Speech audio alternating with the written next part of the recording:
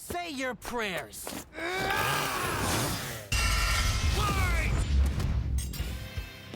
GG. All right, the combatants are set, and we've run the data through all possibilities. It's time for a death battle!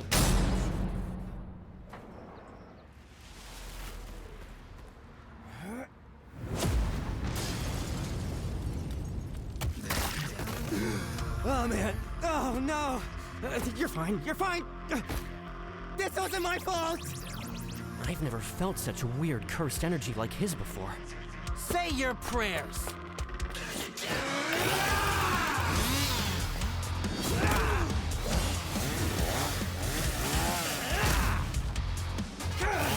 You're a chainsaw curse? Oh no!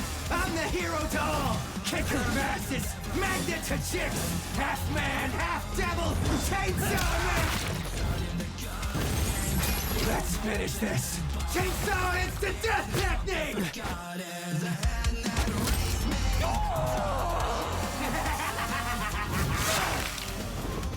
Batter up, pink-haired punk-ass bitch!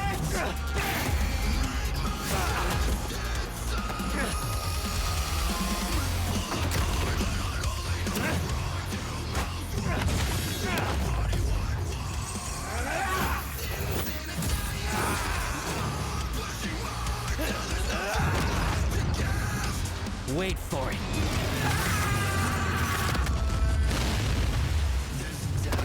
I realized you had two cursed energy sources in one body, so I separated them. Speaking of...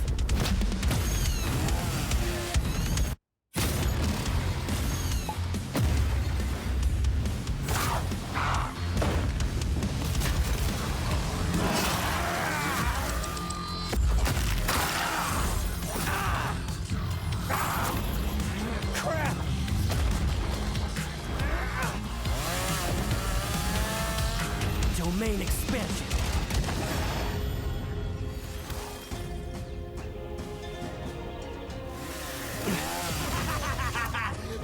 You messed up, baby! Hojidan are our brothers! You'll never keep us apart!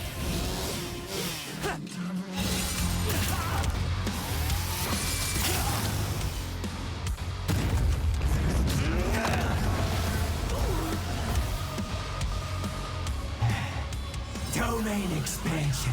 Huh?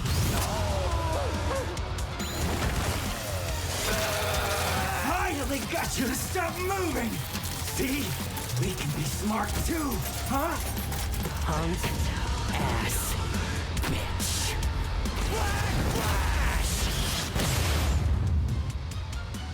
Try it!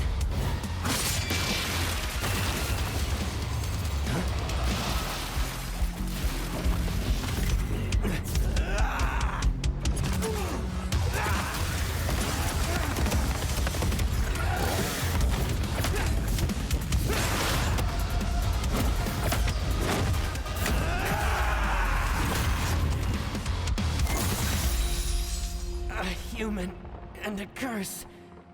Brothers. You don't see that every day. All right, Pochita. I wonder if that burger place is still open. KO! If Yuji Itadori was one thing, he was strong. Just not strong enough today. Let's break this down into 4 chapters: their speed, skill, abilities, and power. First off, who was faster? Yuji's greatest speed feat is the Black Flash. In order to apply cursed energy within 1 microsecond of a strike, Yuji would have to move and react at over 900 times the speed of sound. Insanely fast. But remember that time Denji dodged that flag that Yoru summoned from the moon? You know, the one that's over 200,000 miles away? Considering Denji's position from start to impact, all while in the midst of a fast-paced battle, this must have happened in a matter of seconds. We'll lowball it and say 10, though it'd probably have to be faster to use against Denji in a fight. This means the flag must have been moving over 12% the speed of light. Over 100 times faster than the Black Flash. Now, Yuji has gotten significantly stronger since his adolescence, but we know for a fact that in Jujutsu Kaisen, relativistic speeds are something humanity has explicitly not yet achieved. So it's pretty clear that Denji takes speed. However, Yuji has made a career out of going up against enemies far out of his league by relying on his skill. And what a career it's been! He defeated the King of Curses all before he was even an adult, and he continued to train and master his jujutsu techniques for decades. Whereas Denji, while certainly a clever, unorthodox fighter, would often get by due to his sheer stubbornness and durability more than anything else. With Yuji's greater experience and martial arts combined, he was definitely the more skilled fighter. What wasn't as clear-cut was who had the better abilities. Specifically, how well they can cut each other and how well they can heal from being cut. So I guess it's their cut ability. Both could survive pretty insane wounds, though Denji's devil healing factor was superior. The most Yuji has ever healed were some big slashes against his stomach. And while other similarly powerful sorcerers like Gojo could regenerate lost limbs, Denji could regenerate almost all of his body from a single cord pull. That being said, Yuji's soul targeting attacks have done lasting damage against those with superior healing like Mahito. Not just that, but literally splitting two souls apart. That's how he beat Sukuna, and he could potentially do the same thing to break apart Denji and Pochita. However, it's not so simple.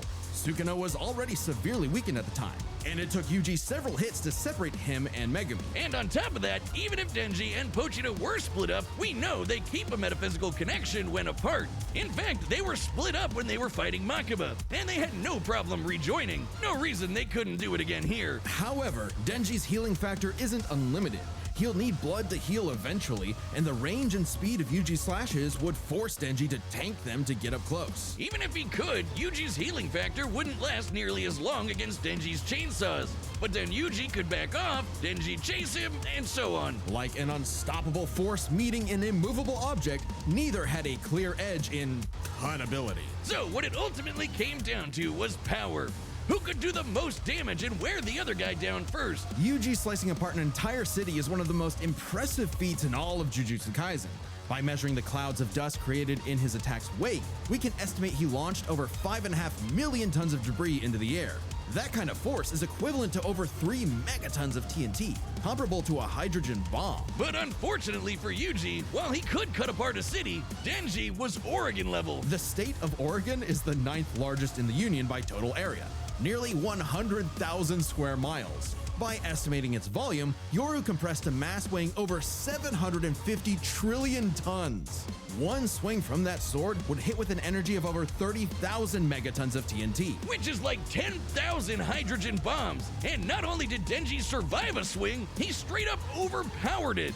That's insanely strong, but not inconsistent. Like the time Yoru fired that globe-spanning near-light-speed bullet from the Statue of Liberty. Sure, Yuji's citywide dismantle was done casually, but so was Yoru crumpling Oregon. Yuji's dismantles would need to be 1,000,000% stronger to do significant damage to Denji. Especially with Denji's OP healing factor too. Denji takes the final edge in power. All Denji needed was one good hit to finish the fight, and with his far greater speed, it was only a matter of time. What can I say, Yuji? Denji's just got that dog in him. The winner is Denji, the Chainsaw Man. Next time up. Well, it sucked to be a Jujutsu Kaisen whatever Kai fan. Man, I feel bad for y'all. I feel bad for y'all, man. But it was gonna happen like this. Some part of me understood that Denji's character entirely is a concept.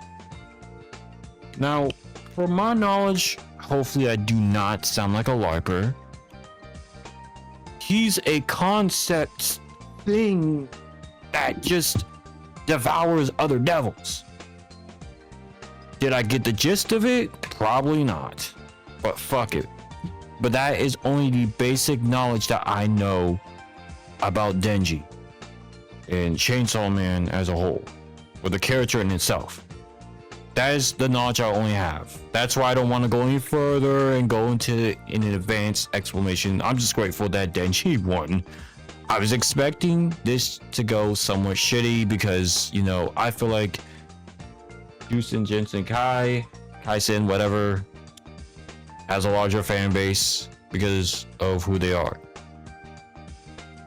But as I said before, y'all, I'm just grateful that Denji won. I was expecting the worst insult known to man, where this random character just wins automatically, bam, it's over, we lose, blah blah blah, same old shit, we know what it is. But we didn't lose this time. I like that. I like that I won. I like that. And that is something that I'm happy about.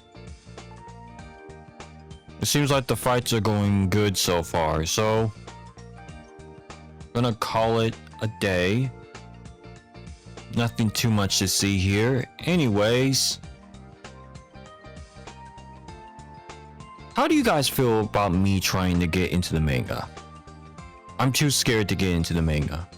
I feel like I'm gonna be reading hours and hours and hours and hours, and I hope I can go to my local library or bookstore and find the manga myself. But would it be here is the real question. That is the biggest concern for me in my local area. By the way, I'll see you guys in the next one. Let me know how you feel on that. Peace out. Hi, I'm Lucy Christian. I am the voice of Ochako Uraraka, and you should subscribe to Neusxanity's channel.